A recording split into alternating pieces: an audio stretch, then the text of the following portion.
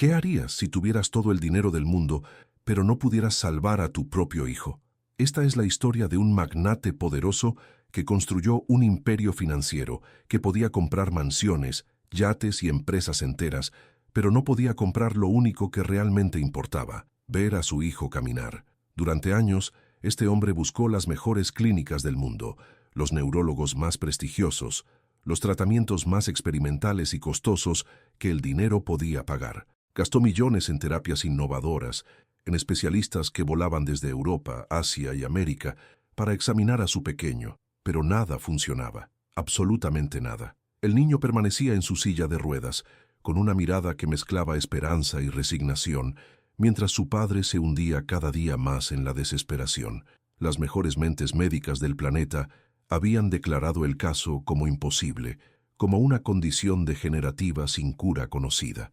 Pero entonces, algo extraordinario sucedió. Algo que nadie, absolutamente nadie en esa lujosa mansión podría haber predicho. Una mujer humilde, una sirvienta que acababa de llegar para trabajar en la cocina, trajo consigo algo que cambiaría el destino de esa familia para siempre. No era una medicina cara, no era un tratamiento de última generación, no era algo que la ciencia moderna hubiera desarrollado en laboratorios sofisticados. Era algo mucho más antiguo, mucho más simple, y precisamente por eso, mucho más poderoso.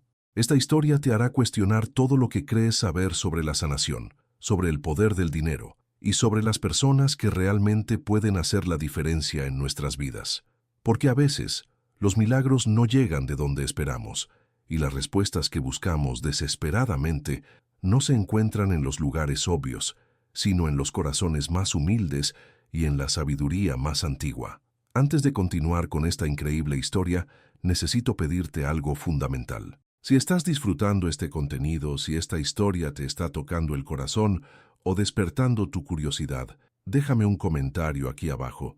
Cuéntame qué piensas hasta ahora, comparte tu opinión, tus experiencias similares, o simplemente déjame saber que estás siguiendo esta historia.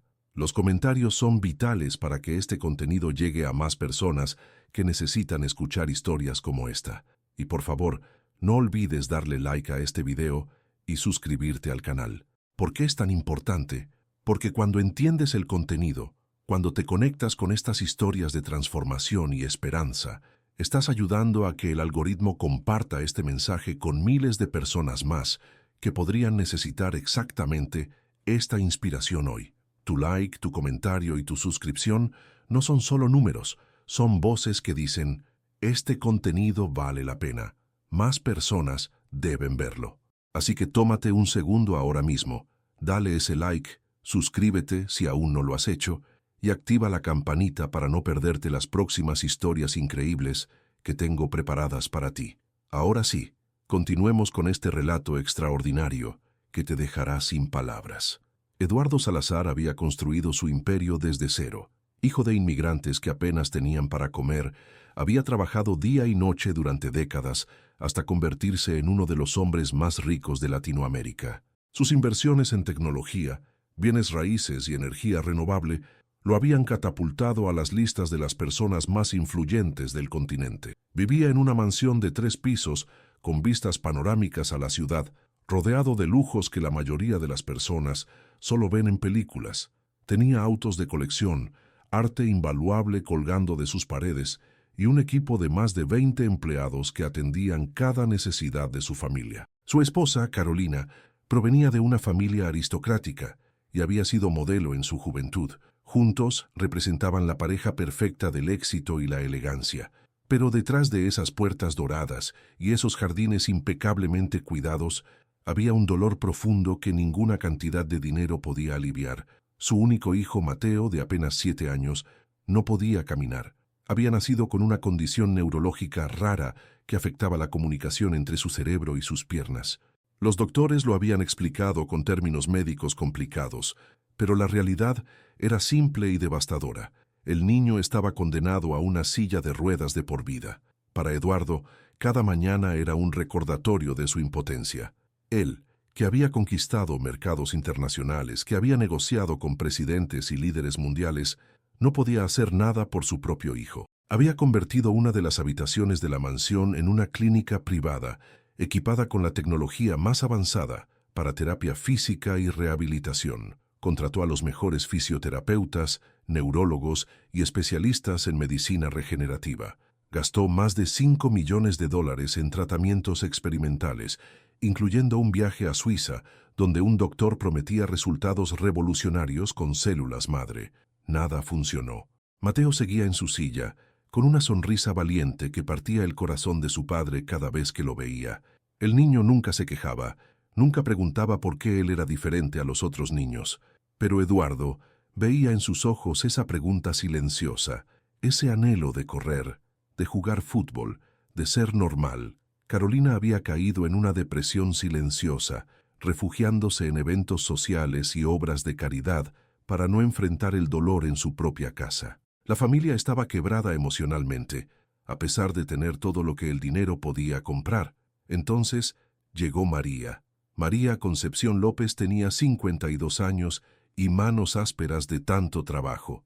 Había llegado a la mansión de los Salazar a través de una agencia de empleo, contratada para ayudar en la cocina y con las tareas de limpieza generales. Venía de un pequeño pueblo en las montañas, un lugar donde las carreteras aún eran de tierra y la electricidad había llegado apenas una década atrás. Era una mujer de pocas palabras, siempre con una sonrisa amable y una disposición incansable para el trabajo. Usaba su cabello gris recogido en un moño simple, y sus ojos oscuros tenían esa profundidad que solo da la vida vivida con intensidad. A diferencia de los otros empleados de la mansión, que mantenían una distancia profesional y casi reverencial con la familia Salazar, María tenía algo diferente. Había una calidez en su presencia, una paz que irradiaba naturalmente. Los otros empleados notaban cómo los perros de la casa, que normalmente eran indiferentes con el personal, la seguían con afecto. Las plantas en el jardín parecían florecer más abundantemente en las áreas donde ella trabajaba. Pero lo más notable era su relación con Mateo. Desde el primer día que María vio al niño en su silla de ruedas, algo cambió en sus ojos. No mostró lástima, no hizo preguntas incómodas, no lo trató como un ser frágil que necesitaba protección especial. Simplemente le sonrió y le dijo: «Buenos días, joven Mateo, qué alegría conocerte». El niño, acostumbrado a las miradas de compasión y a los adultos que hablaban sobre él como si no estuviera presente, quedó inmediatamente cautivado por esta mujer que lo trataba con normalidad. María comenzó a pasar sus descansos conversando con Mateo.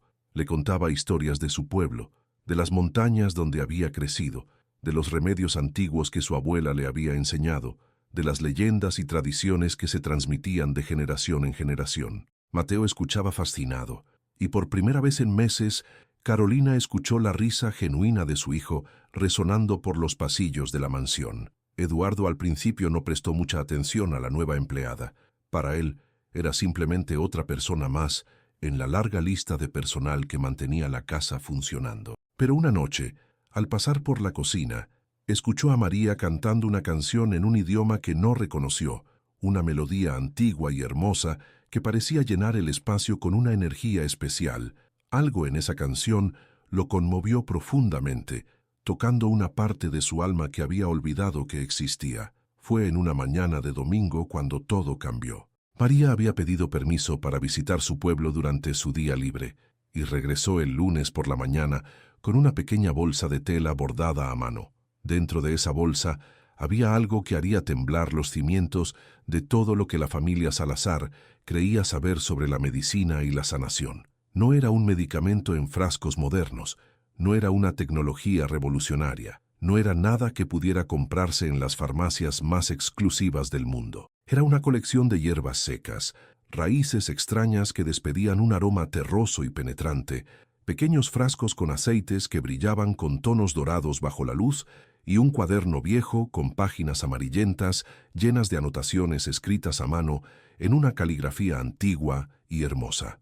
María explicó con la humildad que la caracterizaba que estas eran recetas que habían sido transmitidas en su familia durante generaciones, conocimientos ancestrales que se remontaban a las culturas indígenas que habitaban las montañas mucho antes de la llegada de los colonizadores. Su bisabuela había sido curandera, una mujer respetada en toda la región por su capacidad de sanar enfermedades que los doctores de la ciudad no podían entender. Este conocimiento había pasado de madre a hija, de abuela a nieta, conservado celosamente como un tesoro más valioso que el oro.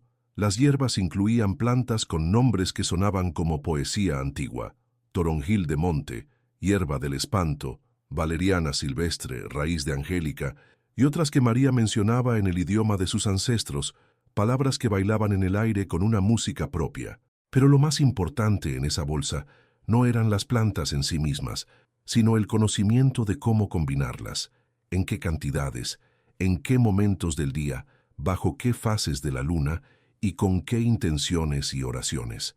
María compartió que en su pueblo había visto casos similares al de Mateo, niños que no podían caminar por razones que los doctores no entendían y que habían sido sanados con estos tratamientos ancestrales combinados con masajes específicos y una forma especial de terapia que involucraba no solo el cuerpo físico, sino también el espíritu y las emociones. Cuando María le contó esto a Carolina, la madre de Mateo sintió una mezcla de esperanza desesperada y escepticismo profundo.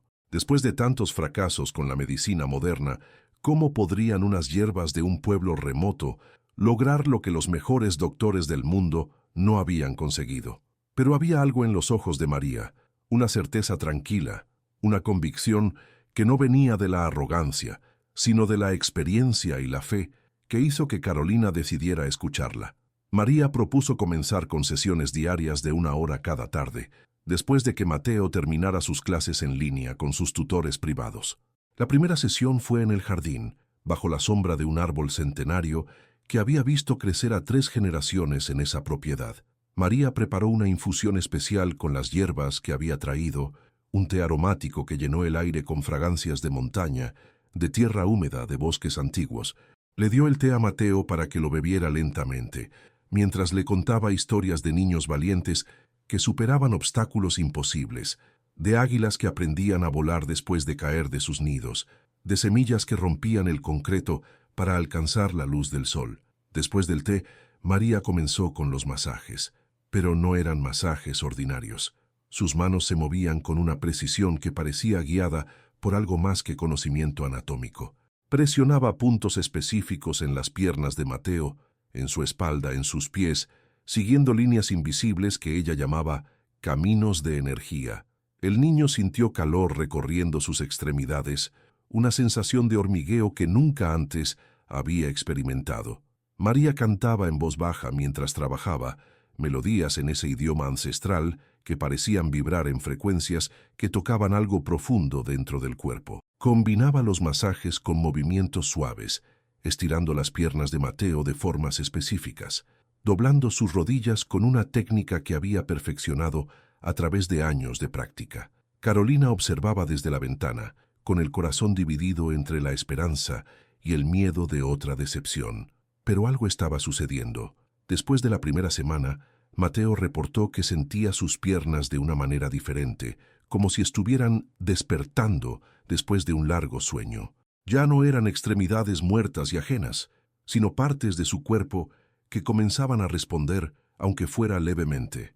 En la segunda semana, durante una sesión, el pie derecho de Mateo se movió. Fue un movimiento casi imperceptible, apenas un temblor, pero María lo notó inmediatamente. Sus ojos se llenaron de lágrimas y le dijo al niño: «Tu cuerpo recuerda cómo caminar, solo necesita que le recordemos el camino». Carolina llamó inmediatamente a Eduardo, quien vino corriendo desde su oficina. Ambos observaron conteniendo la respiración, mientras María continuaba con su trabajo, pidiendo a Mateo que intentara mover sus dedos, que imaginara la energía fluyendo desde su corazón hasta sus pies. Y entonces, como un milagro pequeño pero significativo, los dedos del pie de Mateo se movieron. Eduardo Salazar no era un hombre que creyera en milagros o en medicina alternativa. Su fortuna se había construido sobre la lógica, los números, las inversiones calculadas y el pensamiento racional. Cuando vio el primer movimiento en el pie de su hijo, su mente inmediatamente buscó explicaciones científicas. Tal vez era un espasmo muscular involuntario, tal vez era una coincidencia, tal vez las terapias anteriores, finalmente, estaban mostrando efectos retardados. No podía aceptar que unas hierbas de montaña, y los masajes de una sirvienta estuvieran logrando lo que millones de dólares en tratamientos médicos no habían conseguido. Convocó de inmediato al equipo de neurólogos que habían estado tratando a Mateo. El doctor Hermann Schultz, un neurólogo alemán considerado una eminencia mundial en trastornos neurológicos pediátricos, voló desde Berlín para examinar al niño. Después de una batería exhaustiva de pruebas, resonancias magnéticas, electromiografías y exámenes neurológicos, el doctor Schultz se reunió con Eduardo y Carolina en el estudio de la mansión. Sus palabras fueron cautelosas pero escépticas. Admitió que había cambios en la actividad neural de Mateo, que los músculos mostraban respuestas que antes no existían, pero atribuyó esto a la neuroplasticidad natural del cerebro infantil, a procesos regenerativos espontáneos que la ciencia aún no comprendía completamente. Cuando Eduardo mencionó los tratamientos de María, el doctor Schultz no pudo ocultar su desdén profesional. Habló de efecto placebo, de regresión a la media, de correlación que no implica causalidad. Advirtió sobre los peligros de interrumpir los protocolos médicos establecidos para perseguir remedios sin fundamento científico.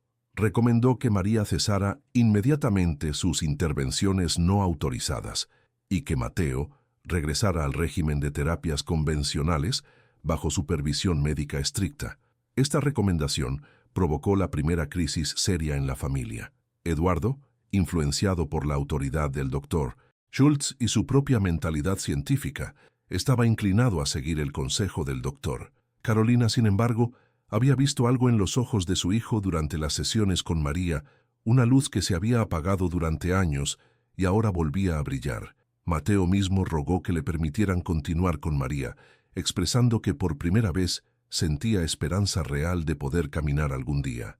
El conflicto escaló cuando otros miembros del equipo médico se unieron al doctor Schultz en su oposición. Argumentaban que estaban poniendo en riesgo al niño, que si algo salía mal la familia podría ser demandada, que era irresponsable rechazar la medicina basada en evidencia por supersticiones populares. ¿Qué opinas sobre este conflicto entre la medicina moderna y los conocimientos ancestrales? ¿Has vivido alguna situación similar donde tuviste que elegir entre diferentes tipos de tratamiento? Déjame tu comentario.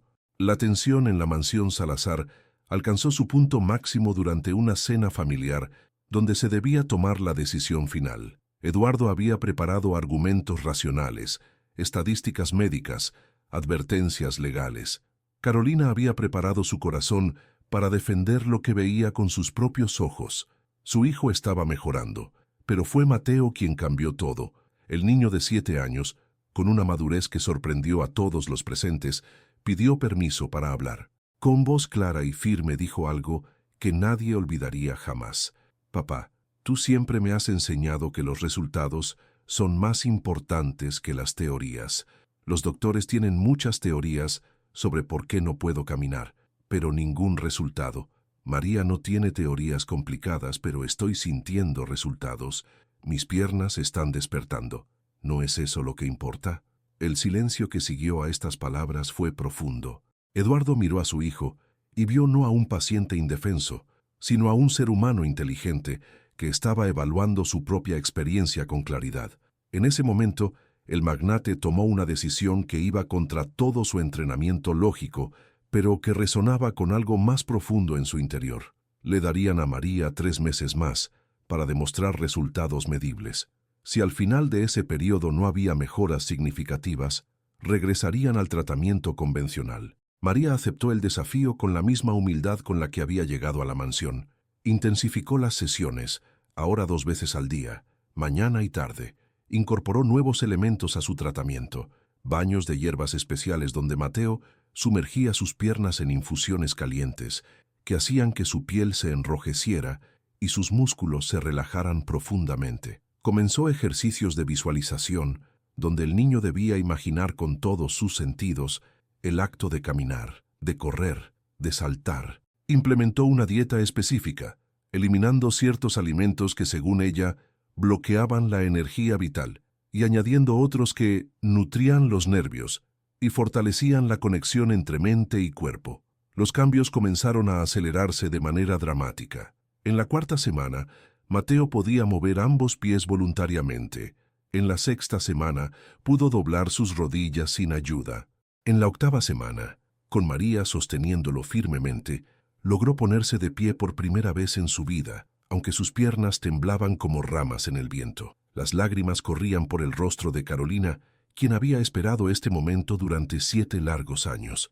Eduardo documentaba todo con su teléfono, necesitando evidencia de lo que sus ojos veían, pero su mente aún luchaba por aceptar. El día número 87 del tratamiento de María quedó grabado en la memoria de todos los presentes como el día en que lo imposible se hizo realidad. Era una tarde dorada de octubre, con el sol filtrándose a través de las hojas del árbol centenario en el jardín.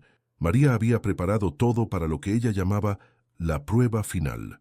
Había creado un pequeño camino en el césped, marcado con piedras pintadas de colores brillantes, que se extendía unos 10 metros desde la silla de ruedas de Mateo, hasta donde Eduardo y Carolina esperaban con el corazón en la garganta. María ayudó a Mateo a ponerse de pie, sosteniéndolo con firmeza pero con menos apoyo que en las sesiones anteriores. Le susurró algo al oído, palabras que nadie más pudo escuchar, y luego, lentamente, comenzó a soltarlo. Mateo vaciló. Sus piernas temblaban visiblemente, su rostro mostraba una concentración intensa, y entonces, con un esfuerzo que parecía provenir no solo de sus músculos, sino de toda su voluntad acumulada durante años, dio un paso. Fue torpe, inseguro, pero fue un paso real. Su pie derecho se levantó del suelo, se movió hacia adelante y se plantó firmemente. Luego el izquierdo, luego el derecho nuevamente.